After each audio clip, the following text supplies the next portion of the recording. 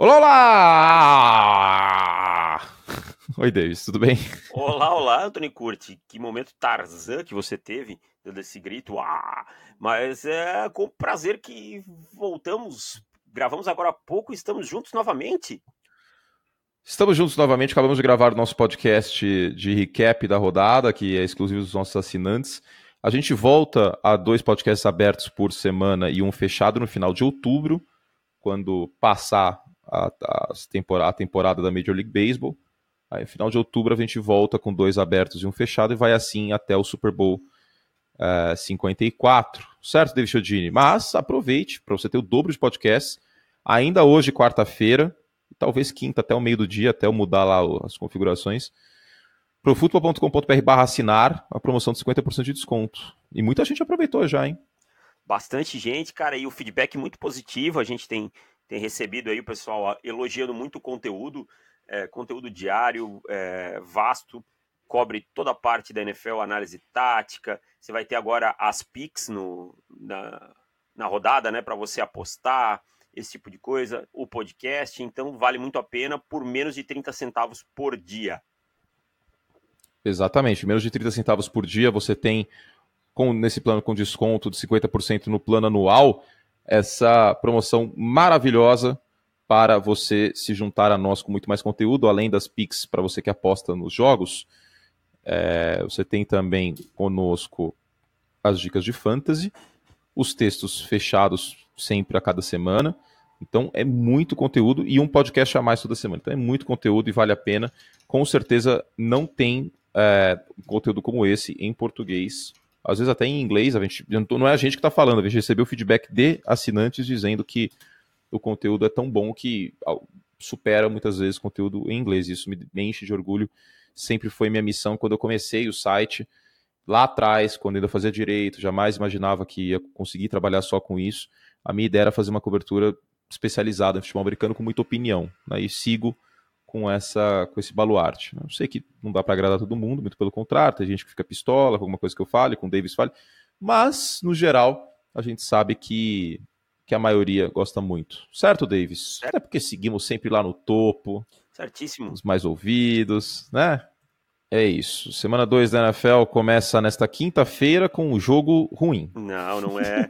Assim, a gente vem em Tampa Bay e Carolina, não é um jogo daqueles que enche Desculpa os a olhos honestidade, mas de quem vai não é um assistir. matchup dos mais Você vê, bonitos, né? os dois times não jogaram bem na semana 1, né? Tampa com inúmeros problemas lá com o James Winston. O Carolina com o Ken Newton também não jogando bem. Então é um jogo. Alguém vai se redimir. A gente espera que alguém tenha redenção nessa semana. Que um dos dois, pelo menos, jogue bem. É, um dos dois tem que jogar. Ou os dois podem jogar mal, né? Porque o Goff e o Newton jogaram mal semana passada. Jogaram mal, jogaram mal. Mas eu acho ainda assim que James Winston tende a jogar bem pior que os dois juntos. Você tá preocupado com o Cam Newton? Pra gente já começar rapidinho falando sobre esse jogo. Sim, o Ken Newton me preocupa. Ele perdeu muitos jogadores livres no último jogo. Volta de lesão da temporada passada, mas eu acho que é muito para ficar repetindo em cima disso. O que ele errou não é uma coisa que a lesão tenha afetado. Eu acho que foram erros mesmo do momento, não consegui executar aquilo.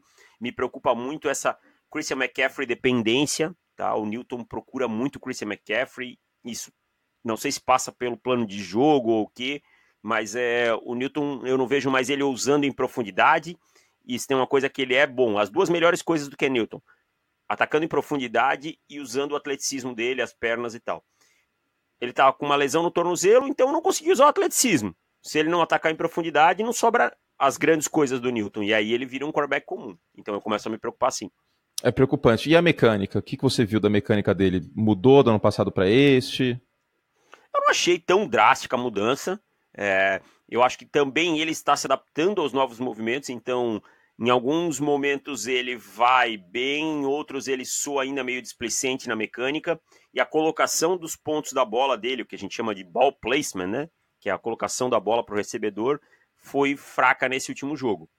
Eu acho que o espaço amostral dessa nova mecânica, dessa suposta nova mecânica, ainda é muito curto. Eu quero ver mais uns 2 a 3 jogos, mas não vi uma diferença gritante assim que a gente pudesse destacar. Ok. Muito bom. Então, passado isso, esse é o jogo do Thursday Night Football. Queria lembrar vocês, queridos fãs de NFL, a temporada chegou finalmente, né? Estamos rumando aí a semana 2. E para acompanhar toda essa emoção, vai de NFL Game Pass. É a melhor forma de assistir a NFL no Brasil. O NFL Game Pass é o único lugar onde você tem todos os jogos da NFL ao vivo ou sob demanda. Neste ano, o NFL Game Pass ainda vem com novas funcionalidades. 2 telas para assistir Red Zone e um jogo ao vivo. Agende downloads de jogos no seu celular ou tablet. Assista mais conteúdo do que nunca com a temporada de número 100 da NFL. Comece hoje mesmo a testar de graça por 7 dias. E tem mais. Neste ano chegou ao Brasil a versão gratuita do NFL Game Pass, onde você pode assistir e baixar melhores momentos de jogos, a NFL Network, quando quiser, e episódios selecionados dos seus programas favoritos, como Hard Knocks. Não precisa nem cartão de crédito para a versão gratuita, tá? E na versão completa você tem 7 dias grátis para testar. Entre agora mesmo em nfl.com/Game Pass e teste lá. Lembrando que na versão completa tem a câmera Auto N2, que a gente faz as análises táticas lá no Pro Football e também no meu canal do YouTube. Já subi 2. Um passe ruim do Trubisky que foi interceptado e o escalamento de pocket de Tom Brady. Devo fazer mais uma ainda hoje ou talvez amanhã, tá bom? É isso! Davis, que assistiu Browns e Titans pelo Game Pass. Assisti pelo Game Pass, exatamente. Ferramenta fabulosa, né? Para todo mundo que gosta de futebol americano e pra gente que trabalha com ele, essencial. Só sobre análise tática, também tem uma coluna essa semana saindo e também falo sobre o jogo exatamente sobre Ken Newton, uma interceptação dele, uma leitura muito ruim, muito fraca dele. Vou falar disso na nossa análise tática dessa semana. Fechamento nosso. Fechamento nosso. Tira foto, Paquito, pô. Tira foto, Paquito. Bora, né? Jogos da TV, então. Aliás, antes do jogo da TV, Patriots e Dolphins, que não tem transmissão nesta semana na ESPN, porque eu não escolhi esse jogo para passar, que há jogos melhores. Exatamente, Fim de papo. E você fez bem. Fim de papo, gente. Pô, vai ser 52-10. Vocês nem sabem se o Antônio Brown vai jogar, porque tá com esse rolo aí que ele tá sendo acusado de estupro. Momento Adanguese, né? Por que você não escolheu esse jogo? Porque eu não quis, pronto. Entendeu? Eu não quis. Porque Vikings e Packers e Steelers são 2 jogos que têm potencial muito melhor. Ou não concordo. Com certeza. Então... Esse ano não tem milagre de Miami, cara. Não tem milagre de Miami. Esse ano não tem a tradicional vitória dos Dolphins em Miami contra os Patriots. Em 2007, os Dolphins ganharam algum jogo dos Patriots? Não. Então pronto. Não é tudo porque o Jay Cutler no Monday Night Football... gente, vamos lá. Já aconteceu 2 anos seguidos essa situação bizarra. Eu sei que os Patriots têm jogos ruins historicamente em Miami, mas 2 jogos seguidos. Em 2017, o Jay Cutler ganhou no Monday Night Football. Em 2018, o milagre de Miami. Não é possível. Não, e assim, a forma que os Patriots mostraram na semana 1 e a forma que os Dolphins mostraram não tem milagre. Não existe, a proporção está muito distante. Assim, só se a gente tivesse muito errado, mas assim, é 99,999% de vitória dos Patriots nesse jogo com placar elástico. Então. Enfim, os Patriots são favoritos por 19 pontos em Las Vegas. É a maior linha desde 2007. E deve subir, isso aí vai para 21. Desde 2007, também com os Patriots. Naquele ano os Patriots foram 16-0. Até por conta disso, eu tô falando que esse time lembra os Patriots 2007. É porque o Kurt tá exagerando. Tô falando. Pode não ser 16-0 por muitos motivos. Um deles, talvez até o próprio Bill Belichick não queira, porque pode se virar uma distração. Você acha que o Belichick prefere 16-0 ou ganhar o Super Bowl? Não, ganhar o Super Bowl. É lógico. Mas eu acho que ele vai jogo a jogo, cara. Ele é tão competitivo que ele... Acho que às vezes ele nem sabe quanto é que tá na tabela. Porque ele quer ganhar, entendeu? É modo de dizer, não sabe. É lógico que ele sabe, mas é modo de dizer. Mas cara, nós temos que ganhar o próximo jogo. Não interessa quem é. E o Belichick tem uma mentalidade assim, Miami é fraco, ok, vamos então provar isso trucidando eles. E com todos os outros times. Vamos pegar o time da esquina para jogar contra a gente e os Patriots iam jogar como se fosse um Super Bowl. O Foxborough High, que é o time de futebol americano de high school lá da cidade, que o Belichick dá umas alopradas no Brady para deixar todo mundo na linha, o Belichick dá umas pancadas no Brady. Aliás, isso tá na coluna do Peter King essa semana. Quando chegou o Don Testaworth e o Randy Moss, o Belichick começou a mostrar umas fitas de Auto Unity para os dois, e aí teve um passe ruim do Brady, ele, pelo amor de Deus, o quarterback aqui da Foxborough High consegue completar esse passe. Aí o Randy Moss olhou pro Don Testaworth e falou assim, meu irmão, se nem o Tom Brady passa batido, a gente tá lascado. E foi isso. Aí o Randy Moss entrou na linha com o Belichick. Sobre esse jogo, é isso? Não, por um ano não.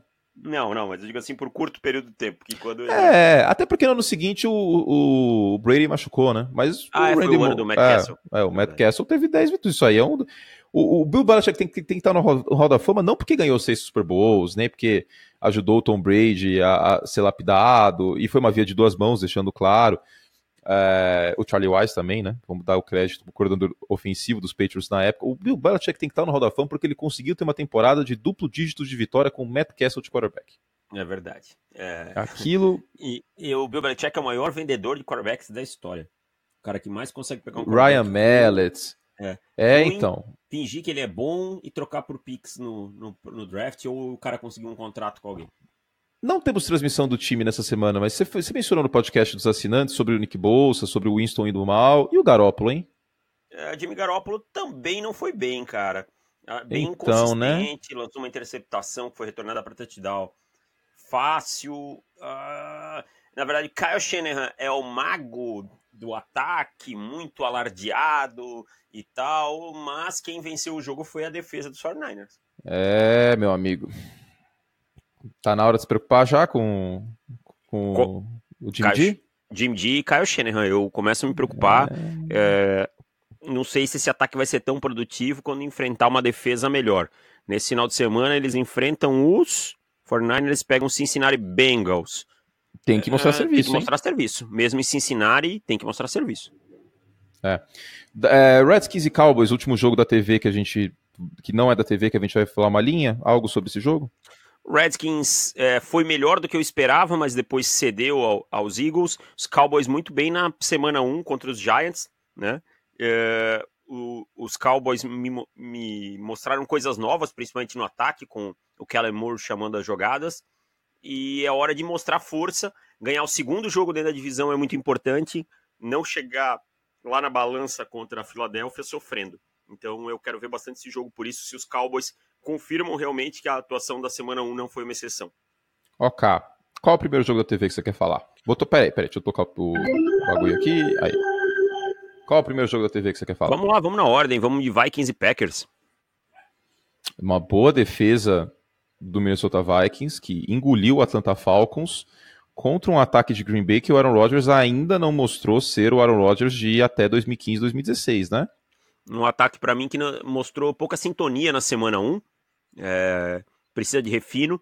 Claro, a defesa dos Bears dificultou demais esse trabalho, né? Os Packers são em casa. Eu espero uma atuação melhor. A linha ofensiva pode dar mais tempo para o Aaron Rodgers. As chamadas precisam ser melhores. Eu vi algumas chamadas legais no rollout, ele movendo o pocket, esse tipo de coisa. Shovel pass. Um shovel pass. O Rodgers saindo ali lançando em movimento. Eu gosto disso. Tá? Os Vikings têm uma boa defesa, têm uma boa dupla de safeties. E a defesa dos Packers também melhorou. Então é uma batalha interessante nesse jogo aí. Para mim, um jogo muito equilibrado. Muito equilibrado. Não tem favorito, hein? Não tem favorito esse jogo. Acho que eu daria um levíssimo favoritismo para os Packers fator casa. Mas é leve, bem leve mesmo.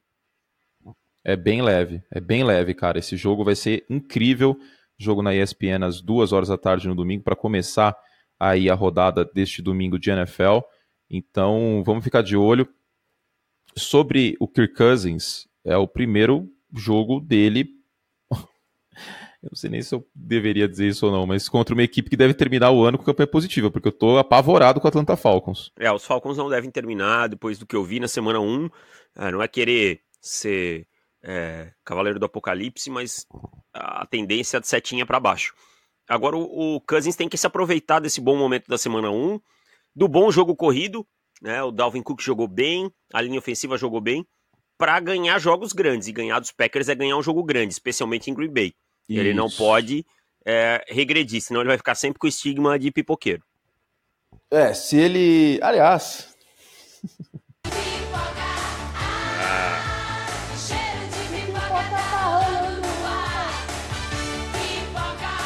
Oba! Então, será que a gente aposenta essa vinheta? Não aposenta? Vou falar uma coisa. Se o Kirk Cousins jogar bem e ganhar esse jogo em Green Bay, a gente aposenta essa vinheta. Posso apostar? Calma aí, o que você quer apostar? Aposto que a gente não vai aposentar essa vinheta. Eu também acho que não. Em Green Bay, também acho que não. Então... em Green Bay, contra essa defesa dos Packers, colocando pressão, como ela mostrou ser capaz na primeira semana. Porque a linha ofensiva dos Bears não é ruim. E a defesa do Green, não é ruim. A defesa do Green Bay dominou com uma secundária boa e jovem, com Jerry Alexander brilhando, uma dupla de safeties jovens. Eu não vejo o Kirk Cousins ganhando esse jogo, não. Lembrando que ano passado o Kirk Cousins passou apuros contra os Packers, né? Passou bastante. Em Green Bay. E assim, eu tenho um fator que é o Mike Zimmer, ele gosta de correr com a bola. Tá? Ele vai tentar estabelecer esse old school game dele, assim, de correr com a bola, estabelecer o jogo corrido e tal. Isso não funciona mais na NFL. Você precisa passar bem a bola. Tá? Se você colocar os jogadores do Green Bay ali na caixa, no box, vai ser muito difícil pro Cousins. Também acho. Sobre Packers e Vikings, é isso? Meu palpite é Green Bay vencendo essa partida, o seu também? Também, Green Bay vencendo. Um jogo duro, que vai ser um jogo que vai até o final com um certo equilíbrio, mas Green Bay vence esse jogo para mim. Também acho.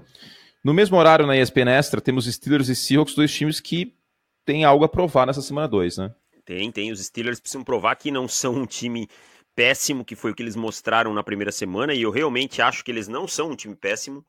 Eles têm problemas na secundária, no corpo de linebackers, mas é um ataque que pode produzir bem mais, que foi dinamitado pelo New England Patriots, né? E os Seahawks passaram o sufoco contra os Bengals, que é uma coisa que a gente não esperava.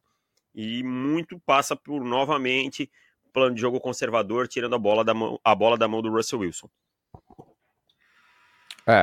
Exatamente.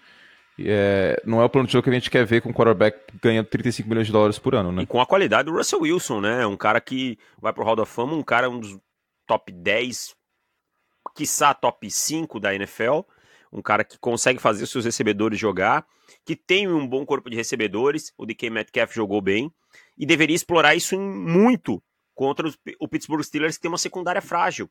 Então, assim, se os Seahawks insistirem em correr com a bola, é prova que eles estão bitolados nisso, porque o ponto frágil dos Steelers é a secundária.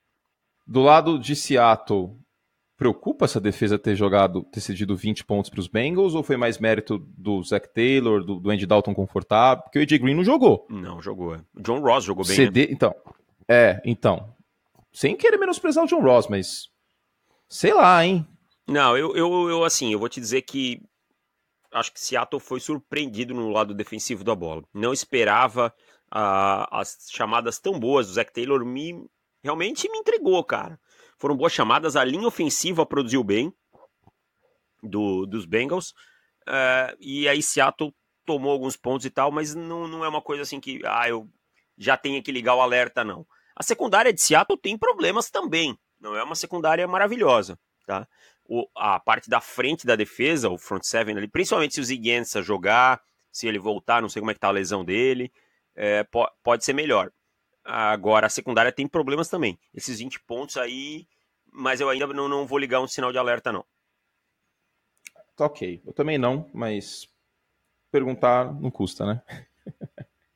Eu acho que que é uma coisa assim, semana 1, ainda tem o calor da estreia, algumas coisas inesperadas acontecem. Eu acho que é isso que aconteceu com o Seattle Seahawks. 14 horas, só rapidinho, só Indianapolis e Tennessee é um jogo interessante dentro da divisão.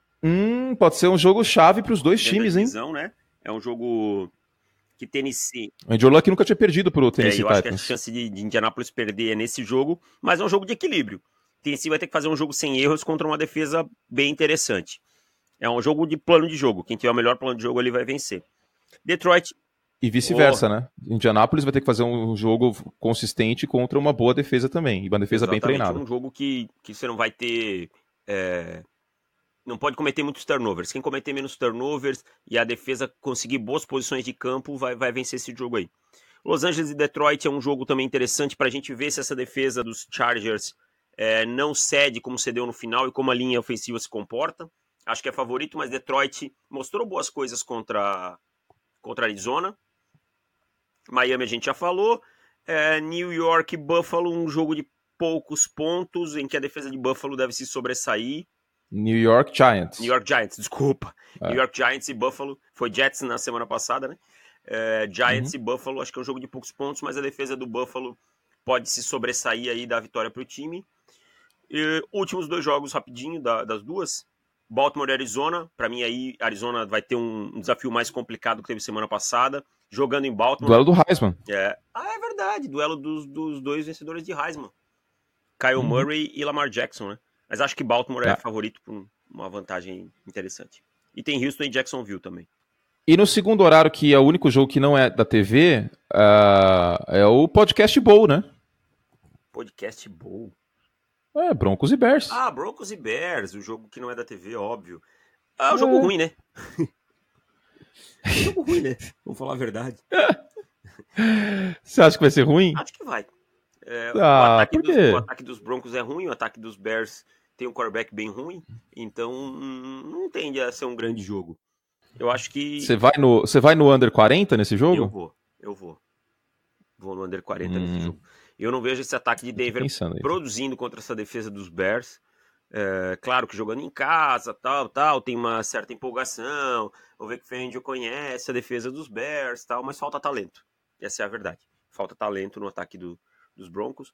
Os Bears têm mais talento ofensivo que os Broncos, mas não tem um quarterback. Não que o Joe Flacco seja grande coisa, mas o Mitch Trubisky consegue ser pior. Então é um jogo para ser dominado pelas defesas de poucos pontos. Também jogo para ser decidido numa posse em posições de campo. Concordo. Times especialistas podem acabar sendo um fator importante nesse Broncos e Bears. Kickers. No segundo horário, e kickers. No segundo horário, você quer ir pro filé mignon ou você quer ir pro outro jogo que não é um jogo ruim? Vamos roer Aliás, pelo contrário. Primeiro roer o bife normal, depois a gente come o filé mignon. Vamos roer o bife, e o bife aqui nesse caso não é um bife ruim, não, pelo contrário. É um Chiefs e Raiders, qualquer jogo com Pat Mahomes é um jogo que a gente tem que mencionar com louvor. E exatamente, jogo dentro da divisão, né, em Oakland. Oakland. Com os Raiders tendo jogado bem na semana 1. Isso, tendo sido um time consistente, um time sólido. Jogar em Oakland é sempre complicado, é aquele buraco, aquele barulho. A torcida é uma das mais agressivas da NFL. Os Raiders mostraram uma evolução na pressão ao quarterback, mas eu acho que é pouco para ganhar dos Chiefs. Vai precisar ter um plano de jogo muito bem feito. Manter o Patrick Mahomes fora do campo é importante. Caminhar o campo, mantendo o ataque dos Chiefs bastante tempo fora de campo, porque quando entrar, a chance de pontuar é muito grande. O Chiefs sem o Tyreek Hill, né, vai perder algumas semanas, mas ainda assim para mim é favorito. O Patrick Mahomes voltou jogando muito bem, o Sammy Watkins também em ótima fase. Chiefs favoritos? Chiefs favoritos para mim aqui, para por uma posse pelo menos. Também acho que é mais talento, tem muito mais talento, principalmente no lado ofensivo. No lado ofensivo. Não querendo menosprezar os Broncos, mas não acho que é para tudo isso a empolgação em relação ao que a gente viu da semana passada aí da equipe do Oakland Raiders. Só rapidinho. Eu tenho que falar um negocinho.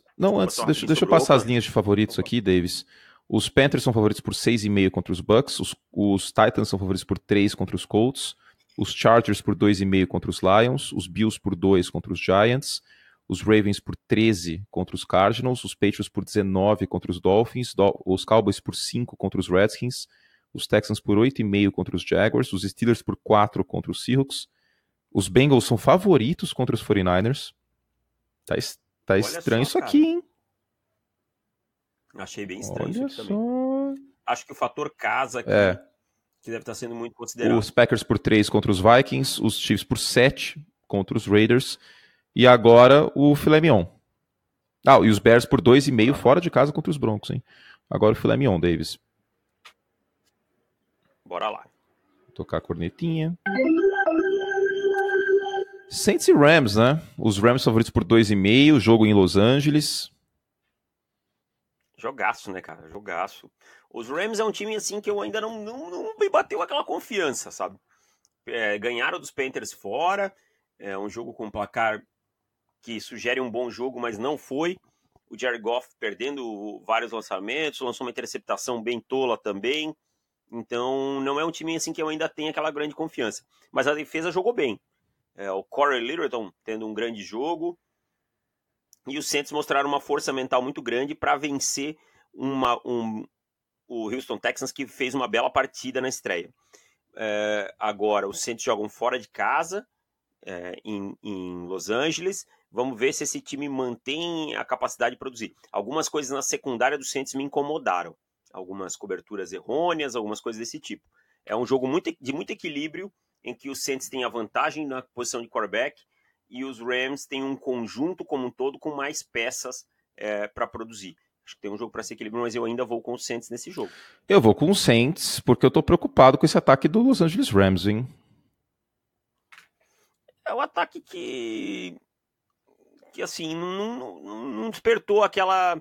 Não é aquele ataque do ano passado. O grupo de wide receivers é muito bom e até certo ponto subestimado. 2 jogadores, Robert Woods e Cooper Kupp, os caras produzem muito sem ser tanto falado. E eu acho que aí pode ser a chave, porque essa secundária dos Saints perde muitos tackles, e aí vai ser o quê? O Goff entregando a bola e deixando os caras ganharem depois. Você acha que os Saints, por jogarem fora de casa e no Superdome, e a parte psicológica da final da Conferência Nacional, tem algum fator em relação a isso? Eu acho que mais curte o fator fora de casa, tá? Acho que o Drew Brees é um quarterback tão experiente, já tão rodado. Essa linha ofensiva é uma linha ofensiva cascuda, que não sente tanto o fator jogo passado. Talvez seja uma motivação extra. Provar que poderiam e que mereciam ter vencido aquele jogo. Mas não acho que seja um complicador mental para eles nesse ponto. Linebackers dos Saints contra o Todd Gurley. Qual volume você espera do Todd Gurley? Esse é um matchup decisivo da partida? Eu acho que é 20 toques no jogo. Acho que o Gurley está sendo preservado. E eu acho que é uma estratégia certa dos Rams. É um matchup importante, mas eu colocaria o matchup mais importante, como eles vão resistir a linha ofensiva dos Rams, que tem 2 jogadores praticamente novatos, segundo anistas aí, que é o Brian Allen e o Joseph Norbum, no meio da linha. Como eles vão conseguir neutralizar os linebackers do Saints. Aí sim a gente vai ver o Gurley produzindo ou não. Ano passado a linha dos Rams era mais forte. Vamos ver como é que se porta nesse ano. Principalmente o miolo, né? Isso, no miolo. Um é o center e o outro é um Eu guard. acho que o matchup principal dessa partida aí é a pressão interna da linha defensiva dos Saints, eventualmente com stunts e twists do Cameron Jordan indo pro miolo da linha ofensiva dos Rams, porque o Jared Goff, quando apavora, dá ruim. É uma tristeza, é verdade. Ele é um Dá cara ruim. que quando ele tem que fazer a progressão, que foge do que ele imaginava, fica bem complicado. Do outro lado tem a pressão pelo meio também, de você ter um Aaron Donald, né? Só que a linha ofensiva do Saints é bem melhor. Mas não tem mais o Max Unger, né? Até caiu uma latinha aqui. Não tem mais o Max Unger. Não tem, mas tem o Eric McCoy, que é um bom jogador, que eu acho que, claro, não é o Max Unger, que tinha anos de NFL e a malandragem nessa hora faz a diferença, mas é um jogador, para mim, que pode se desenvolver para substituir bem. Ok. O que mais que a gente pode falar sobre esse jogo? Ainda temos o Sunday Night para falar e o Monday Night. Você quer mencionar mais alguma coisa sobre essa partida? O que você tem na cabeça? Só que é um jogo assim, bem interessante para o torcedor do ponto de vista de plano de jogo, principalmente ofensivo, prestar atenção. São 2 treinadores que têm sempre bons planos de jogos ofensivos. Eu sou meio crítico ao Sean Payton, porque eu acho que ele às vezes é negligente na defesa, e ele deixa o Dennis Allen fazer muita burrada, e ao Sean McVay por também liberar a defesa para o Wade Phillips, apesar do Wade Phillips ser muito bom. Acho que quando você é head coach, você comanda o time como um todo. Você é responsável por tudo, e às vezes eles são um pouco negligentes nisso. Mas são 2 caras que montam ótimos planos de ataque ofensivo. E isso a gente vai ver como eles vão moldar esses 2 ataques para esse jogo. É um ótimo viés tático nesse jogo aí.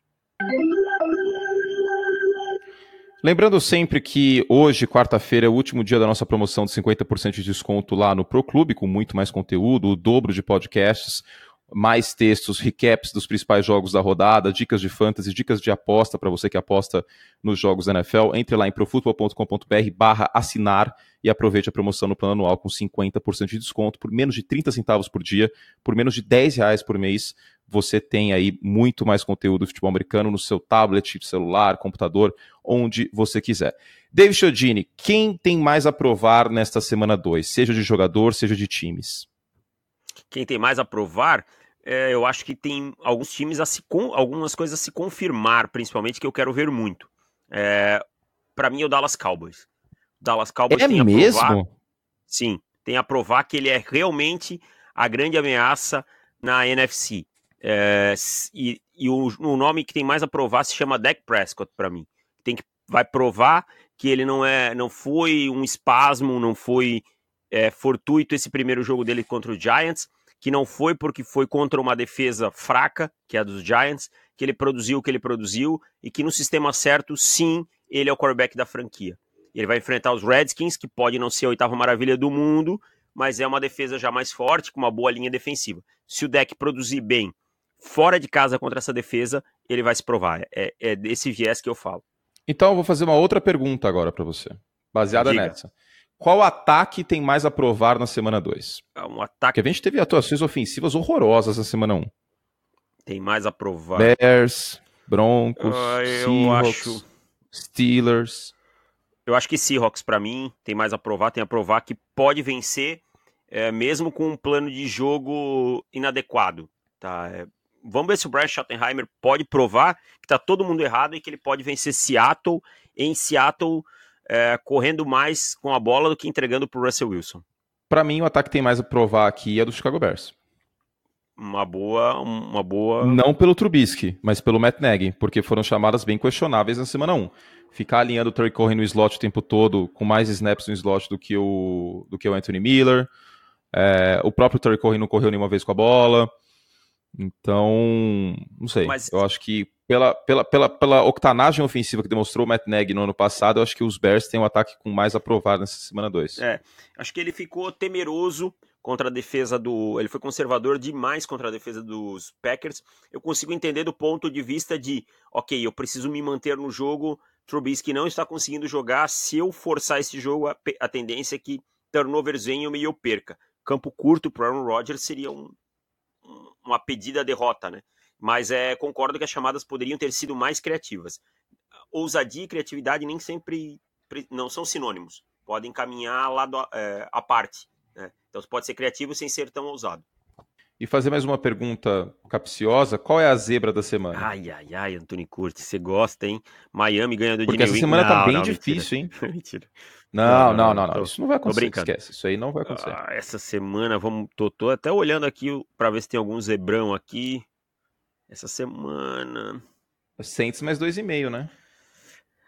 Entre os negativos eu vou com Saints, cara. Acho que é a maior zebra. Ou Denver ganhar de Chicago, que não seria também nenhum absurdo. Não seria nenhum absurdo. Com destaque positivo também para Colts mais 3. Colts mais 3 contra Tennessee em Tennessee. É um jogo também passível de vitória do azarão. Mas eu aposto aqui, em termos de zebra, Saints mais 2,5. Bom, então já fizemos alguns segmentos. E tem o sobe e desce também que eu estou fazendo sempre na minha coluna. Qual jogador, ou time, ou técnico mais valorizou na semana 1 para você? Pra gente ficar de olho. Eu não vou repetir o Dak Prescott porque... Fala Kellen Moore. Eu te fiz a pergunta para você falar Kellen Moore. E que mais desvalorizou? Kellen Moore, coordenador ofensivo do Dallas Cowboys, que está no seu primeiro ano no cargo. E que mais desvalorizou? Trubisky desvalorizou bastante. E o próprio Matt Nagy, né, que não teve ousadia aí para tentar algo diferente contra a defesa dos Packers. Acho que foram os dois assim que mais desvalorizaram. Eu queria e o que aconteceu na semana 1 que você acha que, para terminar antes, o que aconteceu na semana 1 que você acha que foi um exagero e não deve se repetir nas outras 16 semanas de temporada? Boas atuações tão sólidas do ataque do Cincinnati Bengals, acho que é uma coisa que a gente não vai ver com tanta frequência, e Baltimore Ravens marcando a quantidade de pontos que marcou também foi um exagero. O Lamar está bem melhor que na temporada passada, mas o ataque não é um ataque tão explosivo quanto soou contra o Miami Dolphins. Entrou no top 5 do MVP nos cassinos de Las Vegas, acredite ou não. É exagero para mim. É exagero. Fala, o que você ia falar que eu te cortei? Já vou aproveitar a sua pergunta, só complementar também. Outra coisa que eu acho que não vai acontecer é a gente ver os Browns cedendo 182 jardas de falta e jogando tão mal. O coro vai cantar, né? Vamos ver na segunda-feira o que deve acontecer. Algo mais sobre os jogos da tarde? Passamos para o prime time? Então vamos lá. Antes de mais nada, lembrando que os meus livros e camisetas maravilhosas estão lá na loja do Pro Football, shop.profutbol.com.br.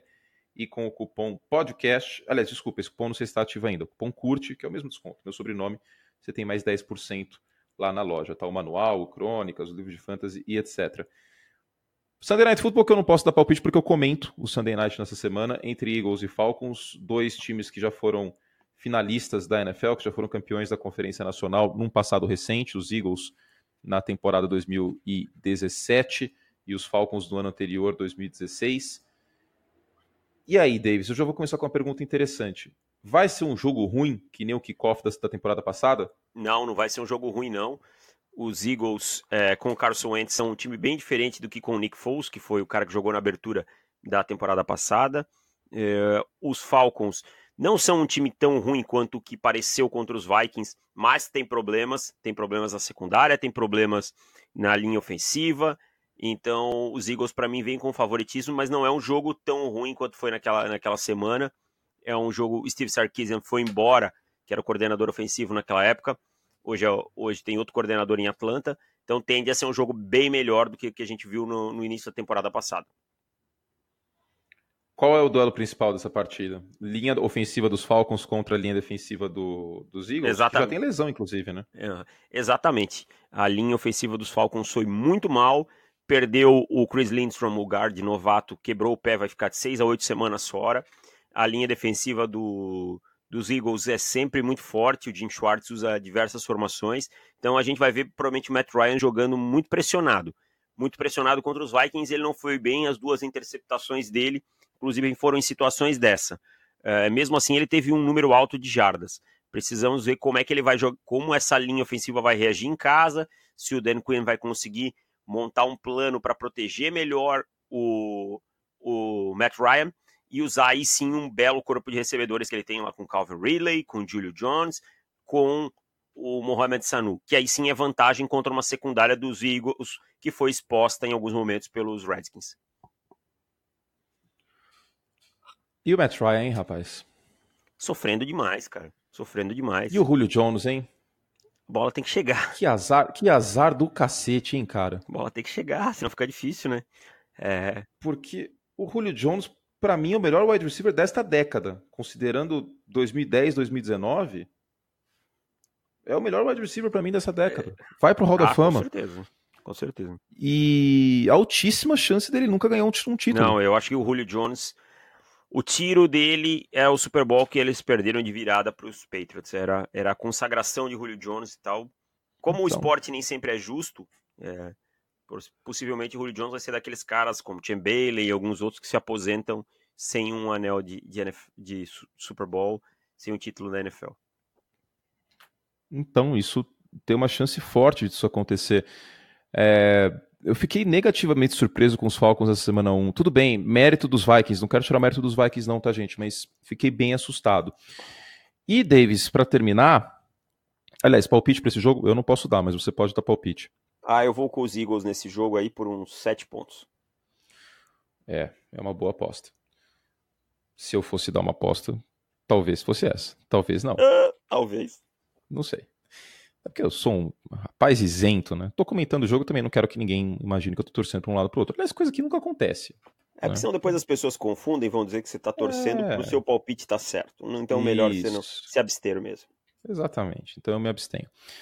Bom, Monday Night é o jogo pro Cleveland Browns ou entrar em crise ou se recuperar. Não tem meio termo, não. Exatamente. Não tem meio termo. Pode ganhar por 1 ponto, por 10, por 15. Se vencer no primeiro jogo de horário nobre, Odell, papapó, Baker vindo de um jogo terrível no último quarto, o time se recupera. E você falou uma coisa no recap, no podcast de assinantes, o Baker querendo virar herói. O Baker Mayfield é parecido com aquela questão que se fala muito no basquete, que é o viva pelos 3 pontos, morra pelos 3 pontos. Os Browns vão ganhar partidas porque ele bancou o herói, mas eles também podem acabar perdendo partidas porque ele bancou o herói. Então, um pouquinho mais de meio termo seria bem-vindo, coisa que o Pat Mahomes vem fazendo desde aquele jogo contra os Patriots. Lembra aquele Sunday Night contra os Patriots, que no primeiro quarto ele foi bem mal? Desde então, o Mahomes foi um pouquinho mais conservador. Teve o passe sem olhar para o Travis Kelce que ele errou contra os Jaguars, que foi desnecessário? Teve. Mas, no geral, ele está sendo um pouquinho mais conservador, não a ponto de de perder a essência dele, mas talvez o Baker cuidar um pouquinho melhor da bola. Se perdendo por 1, 10, 15, 20, 30 pontos, lascou, porque os Ravens têm tudo para vencer a Arizona, ter 2-0 na divisão e os Browns ficariam com 0-2. Aí moiou. Complica bastante a situação. Acho que um pouquinho de salto até do próprio Baker, de todo o time, 22-13 no placar ganhando, e aí que será? E eu falei uma coisa, essa semana eu pensei, o Baker é um cara que ele gosta de estar no controle da situação, e os Titans frustraram ele. Teve uma frustração dele, e aí isso mexeu com o ego dele. Quando você mexe com o ego de um cara que nem o Baker Mayfield, é tanto que nem você falou, pro bem ou pro mal. Ele pode reagir bem, mas como ele também diz, não, eu vou resolver isso aqui, eu vou botar a bola embaixo do braço, é comigo, não sei o quê. E foi onde ele azedou, porque a defesa dos Titans foi bem. A defesa dos Jets é boa, o Le'Veon Bell jogou bem na primeira semana, mas o Sam Darnold não foi bem contra a forte defesa dos Bills, e o play call foi horrível. Já tem pressão no... Não foi bem, mas o Adam Gase faz muita bosta. O play call foi terrível, né? E já tem pressão no Adam Gase, tá? Já tem. É o mínimo que eu esperava. Uma semana. Eu acho que o Adam Gase não sabe o tamanho do buraco que ele se meteu nos Jets. Tá? A pressão em Nova York... Não. A culpa não é do elenco. Não. A culpa é o Adam Gase em essência. Não, eu quero dizer, estando em Nova York. A pressão da mídia. Tá, sim. Até porque os Jets são um time que, inclusive na sua primeira versão de candidatos à pós-temporada, você colocou os Jets indo para os playoffs. Você mudou de ideia, mas é um time que no papel tem elenco para wild card. Teria elenco para brigar por wild card. Eu tirei pelo fator Adam Gase, que ele implode vestiários, faz planos de jogo horrível, não consegue gerenciar o elenco, e vai acontecer, cara. Vai acontecer, ele vai implodir esse time. E assim, em Nova York a pressão é diferente de Miami, tá? Uma semana, uma derrota depois de estar vencendo por 16-0 um rival de divisão, e já tá na capa de jornal com a pressão nele. Perder no Monday Night para os Browns, que foi o jogo da virada dos Browns no ano passado, né, que os Browns começaram a ressuscitar, que o Baker surgiu, vai jogar uma pressão enorme em cima da cabeça do Adam Gase. Tá? Possivelmente Buffalo vença os Giants e vai abrir 2-0. Os Patriots abrem 2-0. Já complica demais a vida dos Jets na temporada. Então é um jogo de vida ou morte para os dois lados. É um jogo de vida ou morte para os dois lados, né? Vi muita gente, esse Monday Night é ruim. Não, o jogo é bom. Gente, vamos parar de pensar que só tem jogo bom quando é torcida grande aqui do Brasil. Esse jogo tem muita história, tem muita narrativa, além de ter sido o primeiro Monday Night Football da história, né? Em semana 1 de 1970. Esse jogo promete muito. E a volta do Odell a Nova York, né? É a volta do Odell ao holofote, né? Onde ele brilhou pelo rival, pelos Giants. E o Odell, a gente sabe que ele gosta de holofote. Jogou com relógio lá de $350 mil no pulso, esse tipo de coisa. É um jogo, pro Odell aparecer na TV, é o jogo que ele gosta. A secundária dos Jets tem problemas. Se a linha ofensiva conseguir ter uma performance um pouquinho melhor, um pouco mais sólida, minimamente mais sólida que teve contra os Titans, é possível que o Odell venha ter uma boa produção nesse jogo. Jarvis Landry também. Palpite! Eu vou com os Browns aqui por uns 6 pontos. Também vou de Browns nesse jogo. Davis, fizemos tudo, será que podíamos? Fizemos, acho que cobrimos bem essa prévia da rodada, uma semana com narrativas interessantes, com jogos... A NFL é tão legal que na semana 2 a gente tá falando em jogo de vida ou morte, né? Jogo de vida ou morte na semana 2. Que é. E é. Se os Jets começarem 0-2 pro Wild Card da Conferência Americana, eles se lascam, e os Browns 0-2 com os Ravens 2-0, também se lascam. Então, você tá falando uma semana 2 em confirmação de grandes times, como os Cowboys, então você tem que acompanhar a rodada por completo.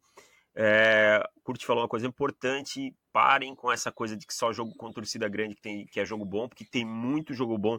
Vou dizer, por exemplo, Arizona Cardinals e Detroit Lions foi um jogo divertidíssimo de se assistir, tá? Um jogo muito divertido, um jogo equilibrado.